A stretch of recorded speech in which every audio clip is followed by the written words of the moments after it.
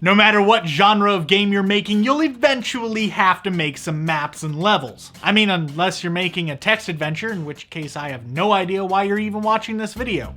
But whatever, you do you. As I was saying, you'll eventually have to make maps, which is a skill that a lot of people struggle with. But it's okay, we all have our challenges. For instance, I suck at making videos, he says, even though it is literally his job. And in comment sections for some of my previous videos and even on my Twitter, you guys have asked me for advice on making maps. So I figured, why not? Here are my top tips for designing great maps and levels. First up, you need to go outside. Seriously, I know that it's scary out there, but pause this video and go for a walk. You can come back to it later. And while you're out there, in the real world, pay attention to the details, both big and small. Look at how roads are laid out, at how plants are growing, and even where litter is gathered. Now take these details and try to replicate them within your maps and levels. Making a cityscape? Great. Try to use a layout that would work in the real world. Doing a forest-themed level?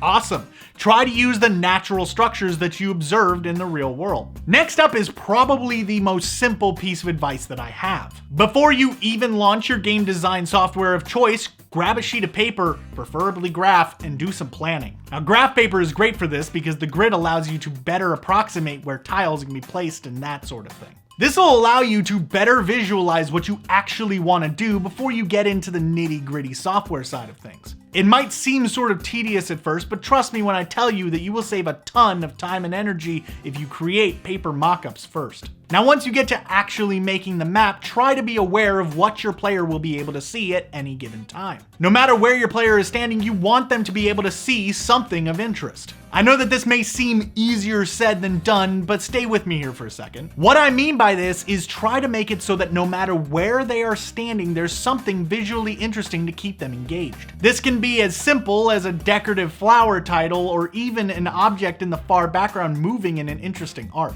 Even just having curves or diagonal lines as opposed to straight horizontal or vertical lines is enough to give your maps character. Now, to build on the first piece of advice that I gave you, this next idea is something that I like to call organized randomness. Within nature, nothing is completely uniform. You'll never see row after row after row of trees all stacked neatly in lines all evenly spaced out. So why should you see that in a video game? Answer, you shouldn't. Even within man-made environments like cities, there's a certain level of randomness. Sure, the buildings and the streets might be uniform, but what about all the trash that's piled up in different areas, or even where cars are parked? Don't let yourself fall into noticeable patterns while making maps and levels because the real world doesn't work like that. And my final and most important piece of advice is simply practice. I know, kind of a cop-out, right? Well, map making and level design are skills that take time to develop. You can't just jump right in and expect your maps to set the world on fire. I mean, I've been making games for close to 20 years now, and I'm only just now starting to make maps that I think are halfway decent. So be patient,